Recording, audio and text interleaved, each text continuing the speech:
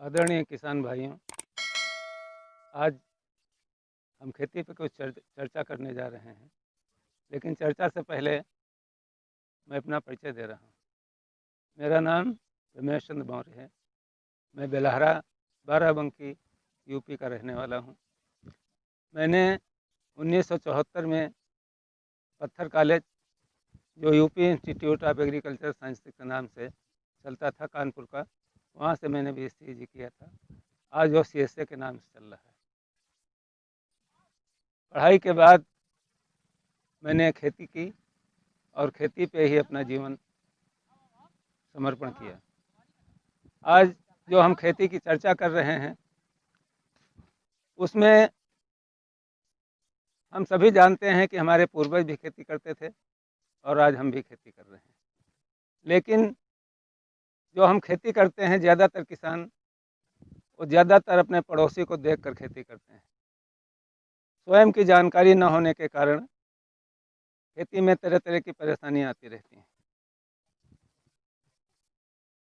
हमारी सबसे मूलभूत अवस्था है खेती में भूमि की, और भूमि की ऊपरी सतह जो हजारों वर्षों से वनस्पतियों के सड़ने से, निराई गुड़ाई करने से, भूपृष्ठकरण क्रियाओं द्वारा ऊपरी सतह उपजाऊ बनी है, जिस पे आज हम खेती करते हैं। लेकिन कुछ क्रियाओं के द्वारा हमारी मृदा दूषित हो गई है, जिसका उपजाऊपन कम हो गया है, जिससे आज की जो उत्पादन क्षमता है वो या तो रुक गई है या पहले से कम पड़ गई है।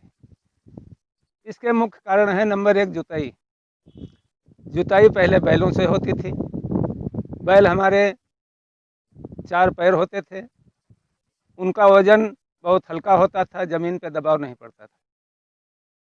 लेकिन जो आज ट्रैक्टर चल रहे हैं, ट्रैक्टर का वजन 20 कुंटल, 25 कुंटल, 30 कुंटल, 40 कुंटल तक, जैसा हार्स पावर का ट्रैक्टर है उस हिसाब से का वजन बढ़ता जाता है। उसकी पहियों के द्वारा ज़मीन ठोस होती चली गई। आज ऐसा हो गया है कि 6 इंच के नीचे की मिट्टी एकदम छत बन गई, जिसमें पानी का शोषण नहीं होता है। जब हम सिंचाई करते हैं तो हमारा 6 इंच मिट्टी गीली होती है, जो 3-4 दिन के बाद सूख जाती है, और नीचे से कैपिलरी एक्शन के द्वारा जो क्रिया होती थी, पानी नीचे से आता रहता था, वो क्रिया बंद हो गई। तो इस तरह से हमारा पहला जो नुकसान हुआ वो हुआ ट्रैक्टर के द्वारा। दूसरा नुकसान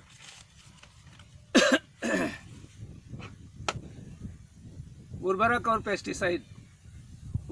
पेस्टिसाइड का प्रयोग करने के कारण हमारी ज़मीन का pH बढ़ गया।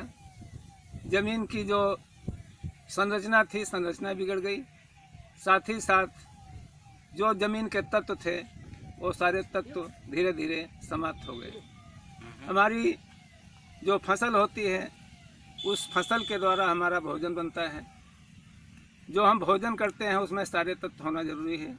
अगर हमारे भोजन में सारे तत्व नहीं हैं तो हम कमज़ोर हो जाते हैं। उसी तरह से हमारे पौधों को अगर पूरी खुराक नहीं मिलती है, सारे तत्व नहीं मिलते हैं, तो पौधों का भी जीवन संकट में हो जाता है, उनका चलना पनपना मुश्किल हो जाता है। तो पेस्टिसाइड का प्रयोग करने के लिए जो संस्तुतियाँ की गई थीं, उसमें ज़्यादातर जो भी वैज्ञानिक आप लोगों को सुझाव दिए कि आप अपना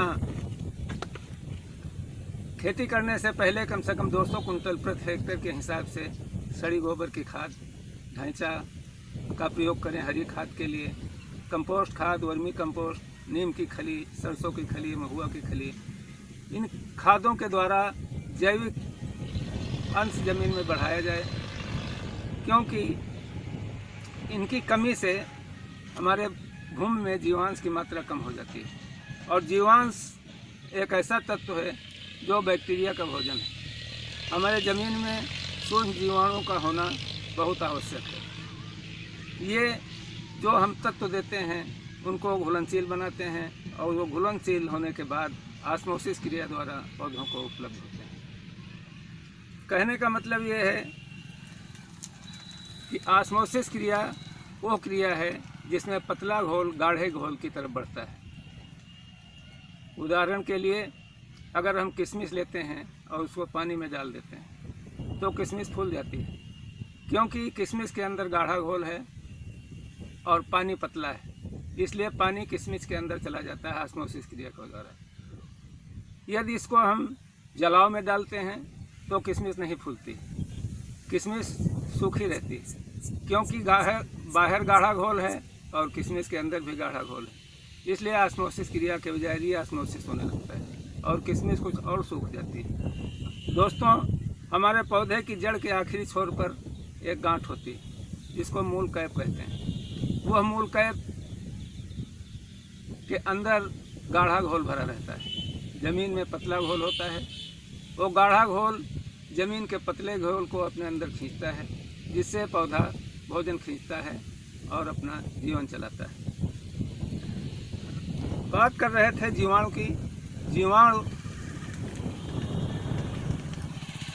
जब से पृथ्वी बनी है सबसे पहले जीवाणुओं की उत्पत्ति हुई, लेकिन जीवाणु क्रियाओं के द्वारा रासायनिक खाद और फर्टिलाइज़र पेस्टिसाइड के द्वारा जीवाणुओं का अंत हो गया है। बहुत कम मात्रा में जीवाणु बचे हैं, वो भी बहुत कमज़ोर हैं, जो अपना काम नहीं कर पा रहे हैं। इन जीवाणुओं का भोजन जैविक पदार्थ हैं, ह्यूमस है।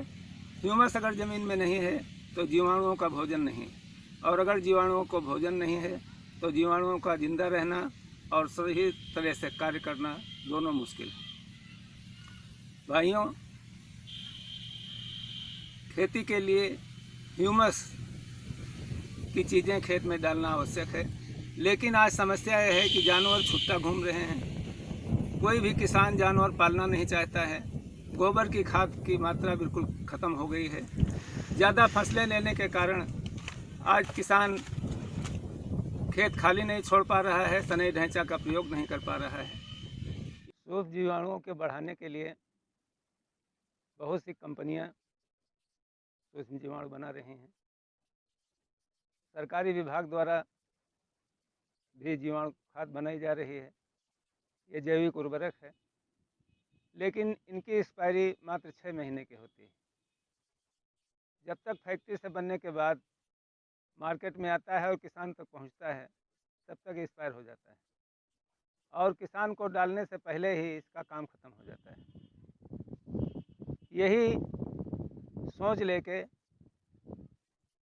धन्वंतरी ने जो प्रोडक्ट तैयार किया है बैक्टोरिच, उसकी एक्सपायरी 3 वर्ष की है। उसको किसान 3 साल के अंदर उपयोग कर सकता है, जिससे सजीव जीवाणु किसान के खेत में पहुंचेंगे और वो अपना काम करेंगे। इन समस्याओं को देखते हुए धन्वंतरी डिस्ट्रीब्यूटर प्राइवेट लिमिटेड सतारा महाराष्ट्र ने बैक्टोरिच नाम का एक उत्पाद तैयार किया है, जिसमें एजेटोबैक्टर, फास्फोफिक्स, पोटाश घोलक, जिंक घोलक और माइकोराइजर, इन तत्वों के साथ एक किट बनाया गया है, जो एक किट 1 एकड़ के लिए पर्याप्त है। जब तक आप अपनी ज़मीन में जीवाणुओं का समावेश नहीं करेंगे, तब तक हम उत्पादन ढंग से नहीं ले पाएंगे।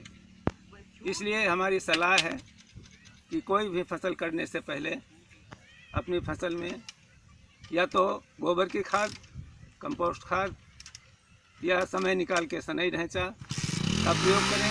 अगर आप इनका प्रयोग नहीं कर पाते हैं तो अपनी फसल में बैक्टोरिच का प्रयोग करें, जिससे आपके खेत में बैक्टीरिया की उत्पत्ति हो, बैक्टीरिया बढ़े और आपकी दी हुई थोड़ी खाद ज़्यादा काम करे।